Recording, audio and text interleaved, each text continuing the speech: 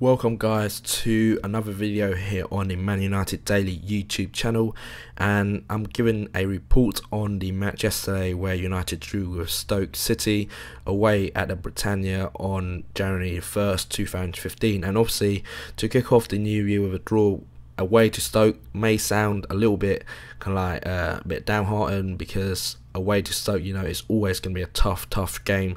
But I thought, and you know, with the results, especially from our rivals, we should have done a lot better, and especially our away record this season has been appalling. Obviously, the wins against Arsenal and Southampton has been, you know, the highlights away from home, but we were seriously challenged for the title. You knew that exactly that yesterday's game, or those sort of games where we weren't playing especially well but still had to be grinding out results in order to put pressures on the top, then we still should have you know, grind out a win and, you know, put as much pressure as we could. But again, it wasn't to be, and I thought a draw was a fair result on the base of the game, because Stoke again, you know, playing to their strengths, and you can't really, you know, criticise any team for playing to their strengths. They played a lot of long physical balls and just put on a lot of pressures with the kind of like knockdowns and keeping the ball alive.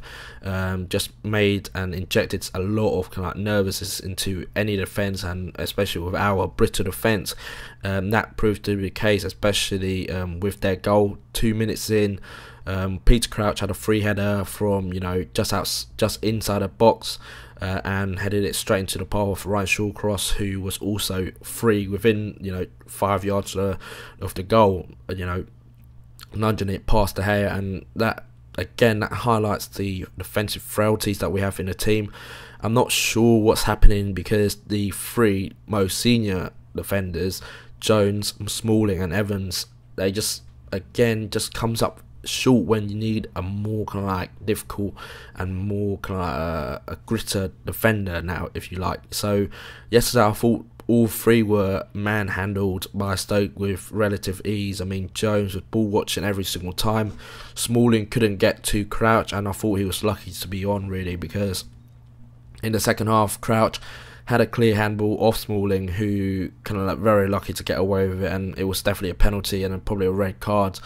But again, yeah, just leaves me a bit speechless, because these three should have kicked on. Johnny Evans probably the worst out of the three for me in terms of form. I'm not sure what has happened to him, because Johnny Evans a couple of years ago, fantastic player, covered very well, but I'm not sure whether he has the mantle or the nerve to take on this more senior role within the back line and, you know, be the one who takes charge.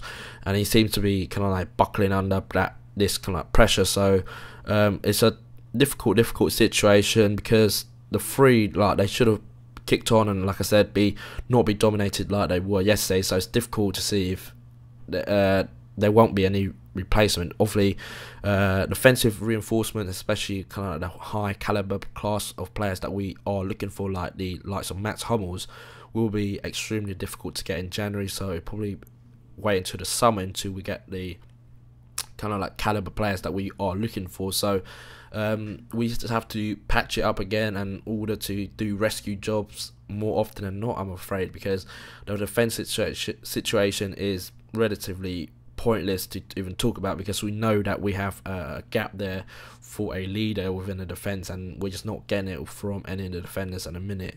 The three, I don't think that the system is not something that we can talk about even yesterday, because it's just a general set piece, and you just have to do a lot better than what we're shown in a minute in terms of our defensive play.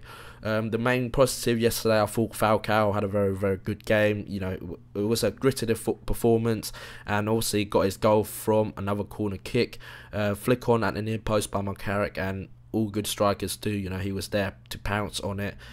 Just a little tap in, and Falcao, I thought, after that touch or after that goal, played a very good game. I was a bit baffled by his substitution on the 65-minute mark, I believe. So I think that changed the dynamic. I thought he should have stayed on and Van Persie gone off, because up to that point and for the rest of the match, I don't think Van Persie did a lot apart from one chance where he made it, but again didn't find the net. So it's a bit of a worrying time. I think that we are still not finding the creativity that we need, and especially with the firepower that we have up top, we should definitely be scoring and making a lot more chances than we did. But Stoke, they could have easily won it as well. Got a ball bounced off the post after Crouch flicking it on. So I think overall, I think we were lucky, but I think it was a deserved draw in the end, and no team deserved to win, in my opinion. Stoke, if you had to put a case, would be the team that looked more likely to score, but again we dug in there and got a point out of it, which could prove useful at the end of the season. Hopefully we'll get Di Maria back and also Daily Blind in the next few games, and just add a bit more creativity. I thought Ander Herrera came on and did a fantastic job, put a bit more potency in the midfield, add a bit more grit and a bit more flair in there. And I thought if he gets to fitness, and I hope he will in the next few weeks, then I think he should start in the midfield and pushing Rooney up top, which means could push Mata out. But we need more more dynamic players in order to make this system work, in my opinion. Just overall, I thought the game was bit of a turgid affair. I thought Stoke had a very good start, obviously with the goal, and that meant that their fans were fired up. But we got back in there, but overall after the Falcao goal, it went a bit dead, the game.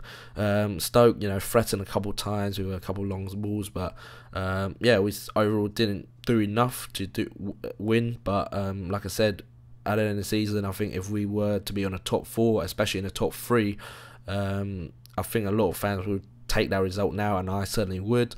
But there were realistic chances, or perhaps even catching the top 2 with they're not sprinting away, but they're 9 points away now, so it's really unlikely that we're going to catch him. So it's a shame that we couldn't capitalise on the other contenders slipping up yesterday. But a point is a point at Stoke, and you just have to move on. Get yourself up once again, and we'll go again in FA Cup on the 3rd round on Sunday at Yeovil.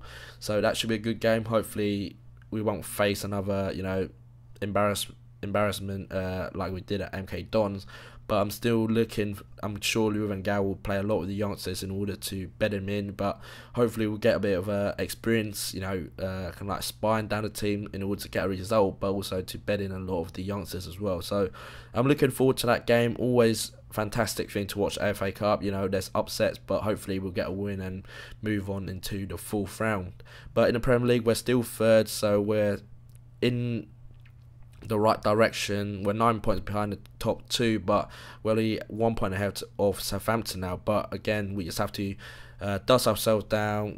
We got the schedule is back to normal, where it's one game a week. So we just have to regain our composure, fitness, and also just hopefully kick on and get a win.